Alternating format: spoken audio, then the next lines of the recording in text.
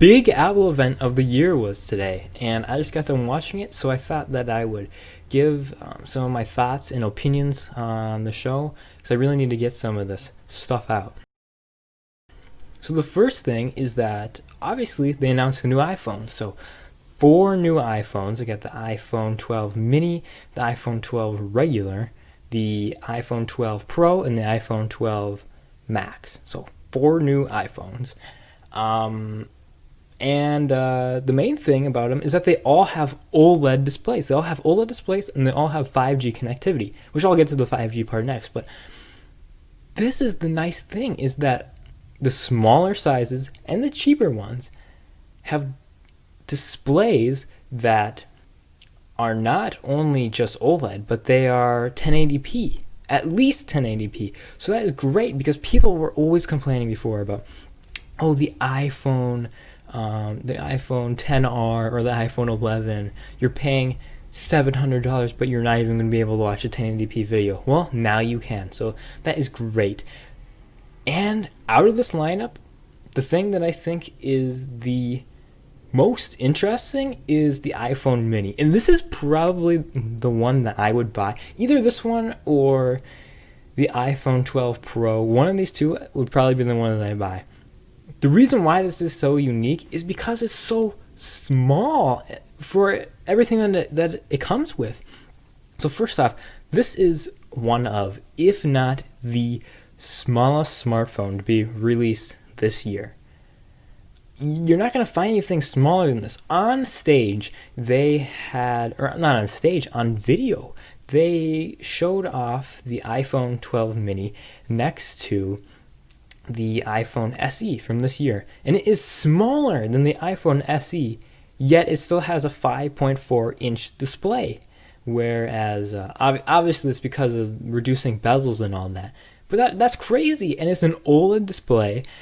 And I think that this Mini will just be a great option for those who enjoy smaller phones, and for those who don't have big pockets. For whatever reason, clothing manufacturers decide to just not include that big of pockets on girls' pants and jeans. Makes no sense to me, but I mean, that's what happens. So this could be a good option. Maybe you can fit it in there easier than these huge phones, or you don't need to carry around a purse anymore to do that kind of stuff. Or just for anyone else, even if you have big pockets, it's nice not to just have it jabbing up against you while you're running or something like that.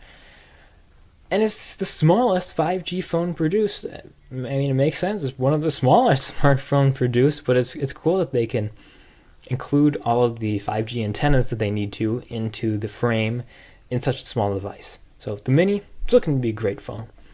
The second thing that I want to talk about is the MagSafe accessories. Now this is something that I was not expecting at all. I was following most of the rumors up until this event. Not everything, because I wanted to be surprised by some things. So I don't know if this was leaked beforehand or not. But the MagSafe accessories it's a genius idea. So basically, these 4 new iPhones, they include on the back, so there's a little ring on the back, a little coil for QI wireless charging, or Qi, whatever you want to call it, wireless charging. And then they also said that they have a little NFC one around there, and then there's a magnet. So this magnet can be used for accessories or for chargers. So the first thing that they showed off was a charger. It's a wireless charger that you just clip onto the back, and then it stays there. It's not a pad that you place it on. It's a little clip-in magnetic charger, similar to the Apple Watch, except it uses a universal charging standard. So you just plop it on there, and then it just stays on there. And they have accessories for, they have cases that you go and then you just clip right onto there. It's specific Apple cases. And then those cases, they have little wallets that you can clip onto them, which is a great idea. And I'm sure that other manufacturers are going to start making their own versions of these things that can make use of the magnets. It's just a really cool idea. Say the wallet thing, for example, right? You cannot go somewhere. You can't drive somewhere without a driver's license, right? But most people, at least I don't, carry a wallet around anymore. So I have to shove it in my phone case, my ID.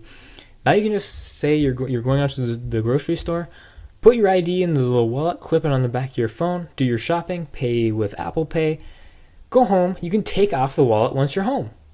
And then you just use like another iPhone. It's a really cool idea. I can't wait to see what more manufacturers are going to do with this. The MagSafe, it's just so cool. I think that MagSafe is going to be the new Lightning either next year, so 2021, or 2022. Just because they still have Lightning in the new iPhones. They haven't gotten portless yet. But when they go portless and there's nothing on the phone, there's no way to plug it in, I feel like MagSafe is going to be what they're going to include in their box. Just clip it on the iPhone, charges, there you go, and then you can still use any other wireless chargers that you have in the house. But I think this is how they're going to phase out Lightning. They're not going to switch to USB Type-C. They have Lightning to USB Type-C cables, but they're not going to go full Type-C. That's just what I believe is going to happen eventually in the future, and this is their first step in that direction, going portless. So with the whole adapter situation, iPhones now are no longer going to include wall adapters or ear pods, which we all saw it coming. We all knew it was going to happen. They did it with the iPhone or the Apple Watch Series 6. I mean, they still include a charger. They include Lightning to USB Type-C charger, but they do not include the wall adapter, which plugs into the wall, or the earpods, like I said, because they said this is purely because of an environmental reasons. I know some people are going to say, no, it's just so you can make money by selling adapters and all that stuff, which maybe it is, but I can also see the environmental thing. I know a lot of people who just have these earpods and they don't use them, just keep them in the box. So it is a waste for some people, but others will get mad because you're saying, I'm paying $700 or $1,000 for a phone and it doesn't even include everything that I need to charge it. I totally get that. You have to realize this isn't a new thing. Apple used to do this with their iPods as well. At least the iPod Touch. I can remember when that came out, it came with a charger, but it didn't come with a power adapter.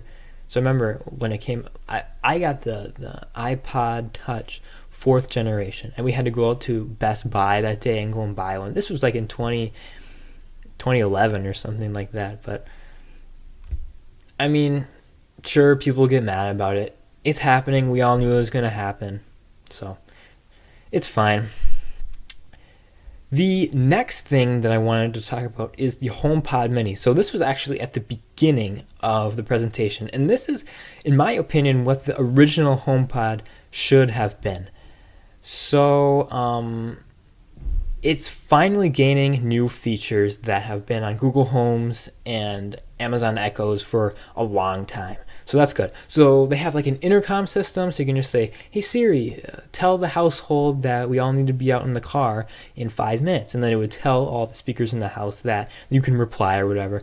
They've had this system or a similar system on Echoes and Google Assistant speakers and Google Homes. So this is nice that it's finally getting this thing. And then they have new iPhone features too, regarding like music, where you can pull your iPhone up to it using the ultra wideband technology, which they included in iPhones last year, and I know Samsung has included them this year, and they haven't used it much. But if you hold it up to the speaker, then it tells you, okay, here's what's playing. You can control whatever you need, and then as you walk throughout the house, it changes to the different speakers, which is really cool. There's a lot of things in this presentation that are just really cool, really unique, and I want to see how it works in reality. It's really cool ideas. So basically, this fixes what was wrong with the HomePod. So the HomePod before, it was expensive, it couldn't do much, and it was focused mostly toward it's like a high fidelity audio system. But people who really like hi-fi systems are already going to have their own, and they're not going to buy an Apple one. They're going to go and get their bookshelf speakers connected to a nice receiver and then hook it up to whatever they're going to do. So they're not really aiming to get something that sounds really good just out of pure convenience. So this fixes those issues. It's cheaper, it's smaller, and it appeals towards a wider audience, which a more casual audience, people who just want to listen to something, just say, hey Siri, play this song or whatever. And so I think, can it compete with Google and Amazon, or is it already doomed? It's not doomed, but it's certainly going to have difficulty becoming as popular as those. Because Apple has to convince people now to push away their Google Homes and Alexas and bring these Apple HomePods into their house instead, because you don't really want to have different ecosystems. It just gets weird then. For $99, $100, that's going to be kind of hard to get people to give up their $30 Echo Dots for this. We'll have to see what happens. I don't think Apple is doomed, but they certainly have competition, and they need to pick up the pace. They need to keep up with the competition, and this is the right step from the original HomePod. But we'll see how many people end up buying these. I'm sure it'll sell much better than the original HomePod. Well, will it sell as much as Amazon's Echoes or Google's Home products? Probably not, but we'll see. I mean, who knows? People were making fun of the original AirPods, and those became so popular. So we'll see what ends up happening. But it is a really cool product regardless. They showed off this unique like sound production, how it's a 360 sound, and how they engineered it to sound accurate and all that. I mean, that's all great. So I would like to see one of these in practice in everyday life, but haven't been able to see it yet, and won't be able to see it for a while. So we'll see what ends up happening with that. Then the last thing I wanted to talk about was just the 5G emphasis that they had here. They had Verizon come in during this event, a representative from Verizon. I don't remember who it was. Someone from Verizon came to the event, and they talked about how they're implementing 5G in the cities and all of that. As for the 5G, to the public, it makes sense to advertise this rather than something like 120 hertz. But it's not really better than 120 hertz, at least not right now. 5G is not ready for the masses yet. Give it a year or two, and it will certainly get better. But with Verizon, like with their millimeter wave, it's only a few blocks of certain cities, and when you're there, you have to be in a real specific spot. If you're behind something else, it's not going to work all that well. So including 5G rather than 120 hertz display is disappointing for many, but it makes sense because you can advertise and say, oh, these iPhones can download stuff so much faster than before. And when you see all those other phones out there, like Samsung Galaxy S20, the Pixel 5, they're all advertising, oh, we have 5G. Apple's got to do that as well. People will just look at the 120 hertz as another display thing. Like they're just like, oh, it's fancy words. All these, the contrast ratio or XDR display, HDR. People are like, I don't know what that is. I just know that it looks good. But 5G, people will say, hey, look, that's the next version of the cell data. I'm going to get really fast speeds. It makes sense, but for techie people, they would probably rather see 120 hertz. But for the majority of people, 5G is fine. It's now on iPhones. So, yeah, the rumors was that they were going to include both 5G and 120 hertz, at least on some of the iPhones, but it reduced the battery life significantly. So they chose just to go with 5G. You know what? At the end of the day, it's fine. iPhone's already really fluid with all their animations and all that, so it's fine. At least all the displays are OLED this year and have high resolutions compared to what it was before. So that's basically all I gotta say about the Apple event. If you haven't seen it, go out and see it. It was really well done. It looked like a movie.